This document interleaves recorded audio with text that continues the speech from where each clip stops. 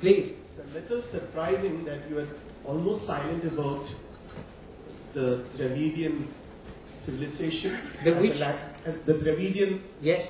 language family as a civilization and also as a sort of culture which is often contrasted with the Aryan. I mean, I'm not talking about the politics of it, but of course as a language family. Yes. So Yes. can you a little bit, What would you like me to say about that? No, but you mentioned that there is a theory which says that this Harappan civilization was originally a Dravidian civilization. Oh, there is the theory. Yes. Well, there are many And you theories. apparently seem to be countering that. Yes, there are many theories, but the Saraswati flows there. The Saraswati is in the Rig Veda. No, but how do you account for this apparent differences between these civilizations? I'm sorry? There are a lot of differences between these two civilizations that as two language families. Which civilizations are you talking about? Okay, I don't use the word civilization. As language families, do you see that there are some visible differences between this indo-european and Dravidian? I follow you. Now, can I speak now? Yeah, sure. Thank you. Now, I will explain something. I don't know Dravidian. I don't know any Dravidian language. In fact, I don't know any modern Indian language. I don't know Hindi, I don't know Marathi, I don't know Gujarati, I don't know Bengali. I never learned them. Well, I did learn Hindi, that's true, many years ago, but I abandoned them because I did not want to spoil my Sanskrit accent. I want to keep my Sanskrit accent pure. So if I learn Hindi, I pronounce Sanskrit like Hindi. And Sanskrit is not like Hindi. It's not like Bengali. So I never learned any of these languages. And I don't know any Dravidian languages at all. So I don't know. But what I have read is this. From what I have read, I have concluded that the Dravidian has nothing to do with Indo-European. Perhaps 50,000 years ago, they may have had some relations. But now, it's very difficult to see a genetic relationship between the two. Obviously, Sanskrit has borrowed some words from Dravidian. Equally obviously, Dravidian have borrowed some words from Sanskrit. Beyond that, I don't know. What I also know is that there is a legend that Agastya came down to the south. This is a legend among the Dravidians. Came down to the south, and in fact, the Vindhya mountains bowed down so that he could pass. It is also accepted that in the Dravidian culture itself, that they have borrowed many forms from the Vedic literature. Yes? It is so. Fine. So that's all I know. Beyond that, now I know that it has become politicized and people are quarreling, and I see no reason why this should be so.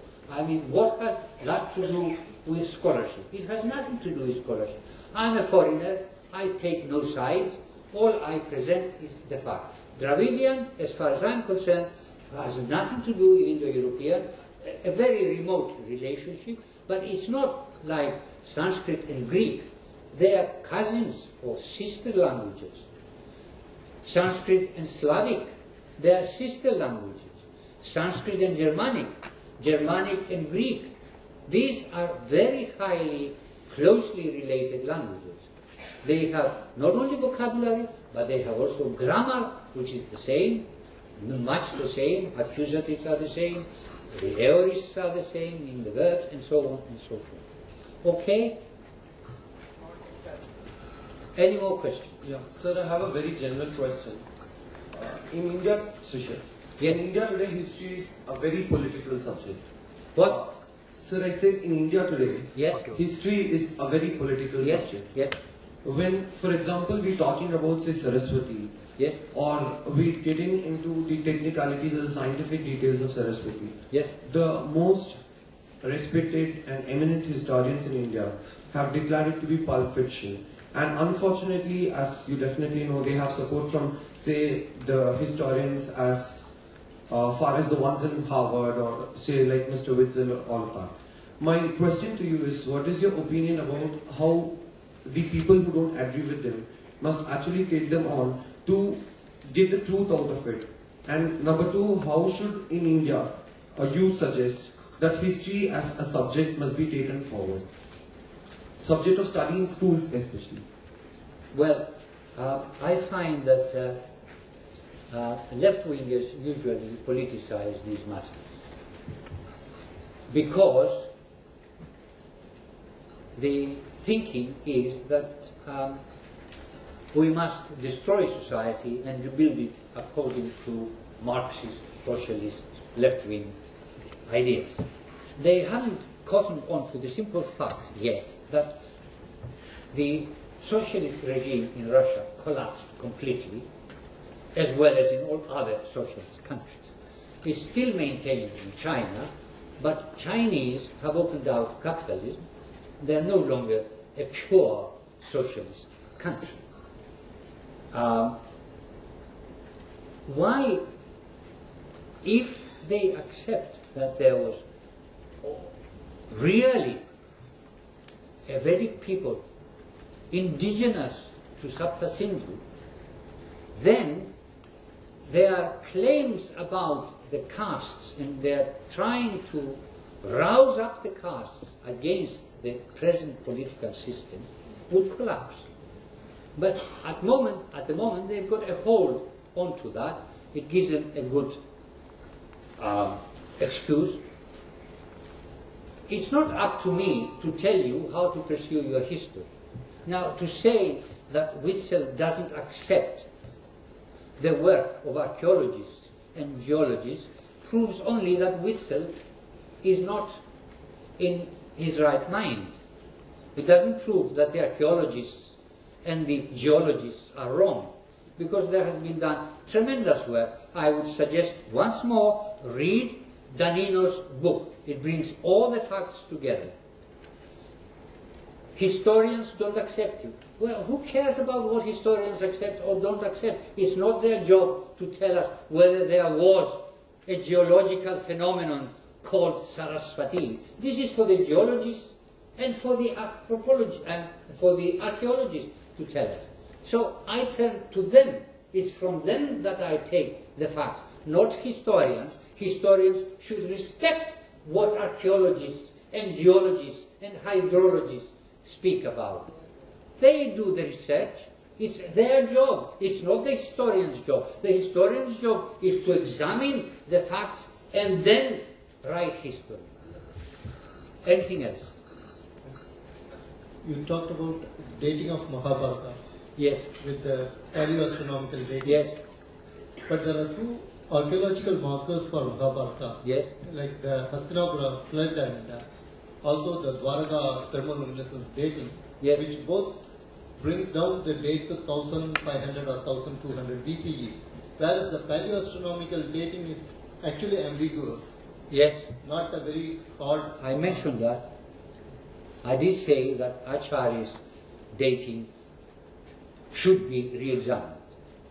I mentioned Iyengar, who objects to that. Both Acharya, Narahari Acharya, and Iyengar are very close friends of mine. And I don't know what to make of them. I'm going to, shortly we're going to launch a new journal on Vedic studies, and I'm going to invite, I shall be the chief editor, and I shall invite them both and other scientists to write about these things and confront one another to see where the truth lies. Okay? This gentleman here and then the other gentleman. You mentioned the collapse of Aryan Invasion Theory. Now there is a reverse of it. There is a theory, Aryan immigration from India. Do you have anything to say? Sorry? Aryan migration from India? Yes, Aryan immigration from India to outside. Well, it's going on. There's a reverse of it. There's a theory going on for a long time. Do you have anything to say on this? Yes, I have, yes. from India to outside. Yes. It's happening now. I mean, there are thousands of Indians in the United States, in the United Kingdom.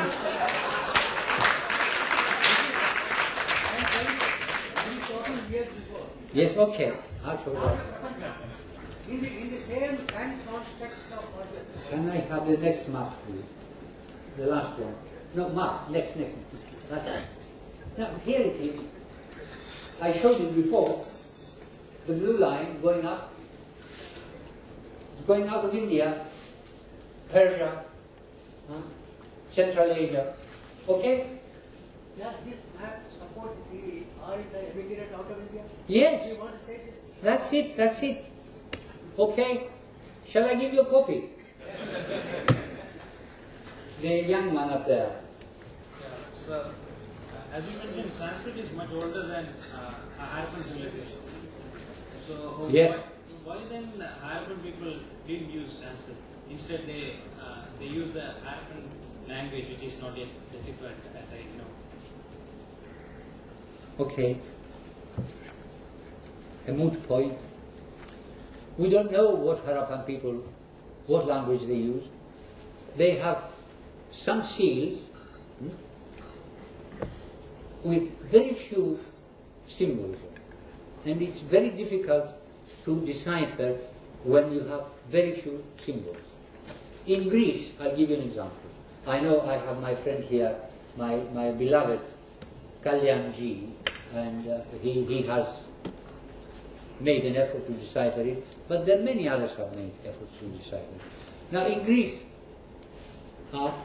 many in the last century, they discovered two different writings.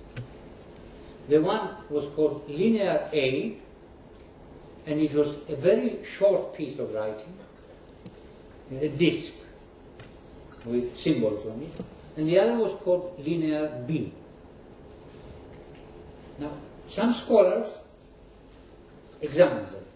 Eventually, because Linear B had many texts, they were able to decipher it. And they found that it was a very old form of Greek, very Indo-European. Linear A still remains undeciphered. It's a disc, it's called a, what? The Phaistos disc in Crete, in the island of Crete. I have seen it with my own eyes, lovely and so on, but a mystery.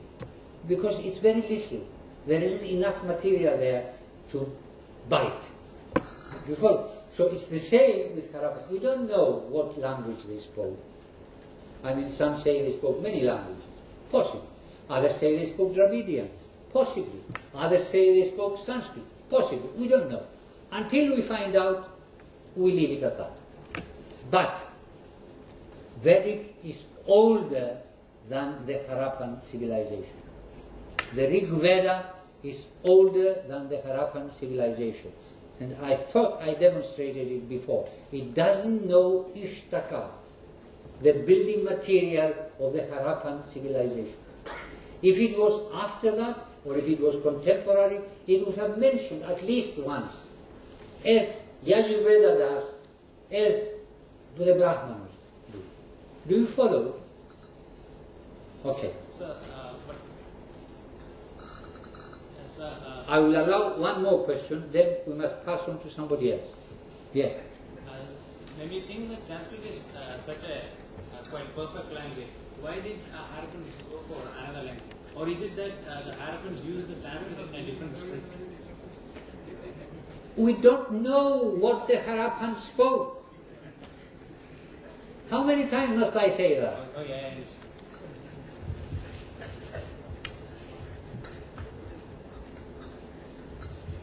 People claim that it was Dravidian. Others claim it's Sanskrit, but there is no proof. We are running out of time, so last two questions. Well, maybe one question, maybe none, maybe three questions, I don't know. Yes. You mentioned in one of the slides that Angirasas and Yes. Can you go back, please? No, it's not. It's further ahead. That we are from this place. Our ancestors were from this land. Right? So that was one proof. And and the other proof against Aryan Invasion Theory is that nowhere else is it mentioned that we came from somewhere else. So these two are in favor Yes. of indigenous. Yes. But then the last slide you said there was a migration out from India. Yes. I forget. Yeah. The Baudhayana. Yes. No, not Baudhaya. In the last slide, people are going from India proper to Iran and Yes. so forth westwards. Yes. Is there a proof for that? Sorry. Is there any proof for that? What kind of proof? A similar kind of proof. Baudhayana says so. That the Then, if I may say so, I mean, if you're a linguist like me, you're not a linguist, but if you were a linguist like me, and you did the same sort of research, you will find out that Avestan is younger than the Rig Veda, which means that there was a movement away, linguistically. Okay, now what we need now is to see whether archaeology also can support this movement. Now, there is a man in Delhi, he promised me he'll look into it. He works in this area, Afghanistan. Okay? Thank you very much. Please, can you give the...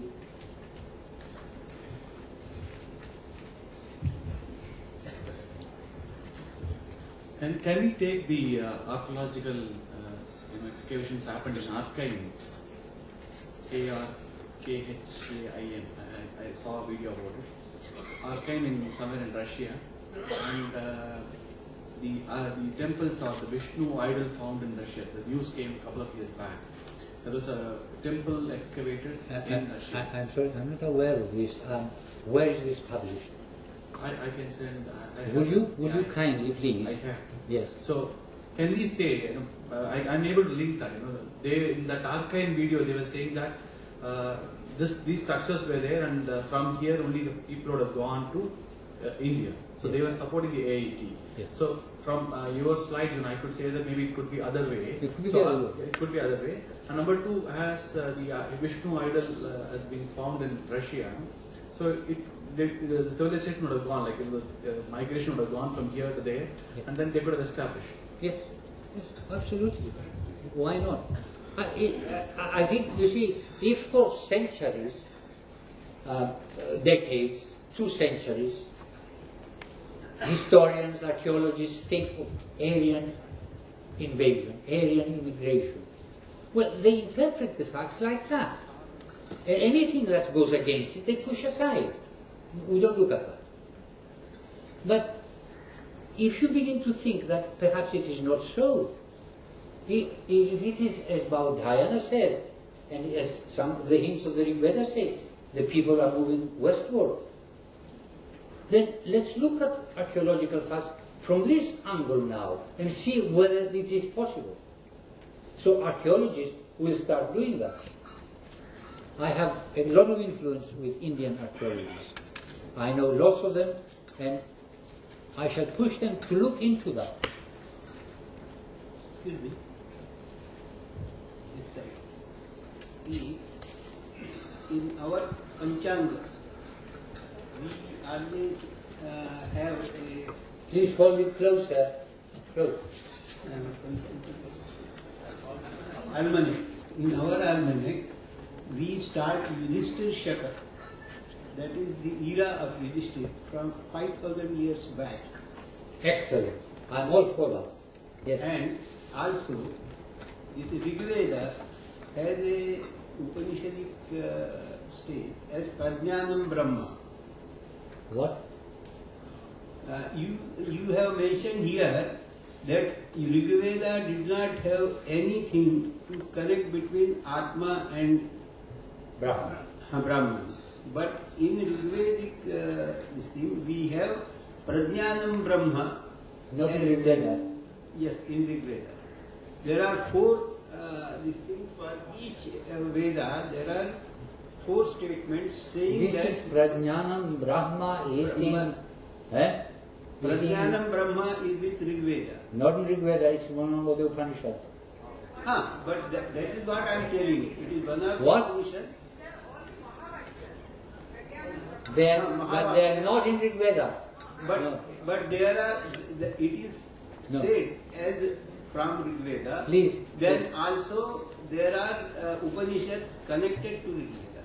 Well, there are Upanishads connected to Rigveda, but these are later And compilations. most of the Upanishads are telling about connection between Atma and... I take your point. Thank you very much. But it is not Please, correct. I would like to tell you that kindly look into this. I have looked into it. For years I am looking into it. Now I have got Professor Dash here who will support me, and I have a lady further back who also supports me. So I suggest, perhaps with the help of Professor Dash, you can look into it. Good. Sir, I have a very quick question. Yes. Your dates seem to suggest place Rigveda somewhere around 3500 to 4000 BCE, Yes. or earlier. I would put Rigveda before 4000. Okay. Yeah. Right around that time, there was a thriving. There was a thriving civilization in Egypt, and there is massive archaeological evidence. It's later. There's some structures that are dated to earlier than. I know there is controversy around that, but the fact that people were living and in some urbanized fashion. Okay, finish. My only question is, are there any cross references, or is it even appropriate to look for cross references? Egyptian civilization as such begins just after 3000. There are no structures in Egypt before that.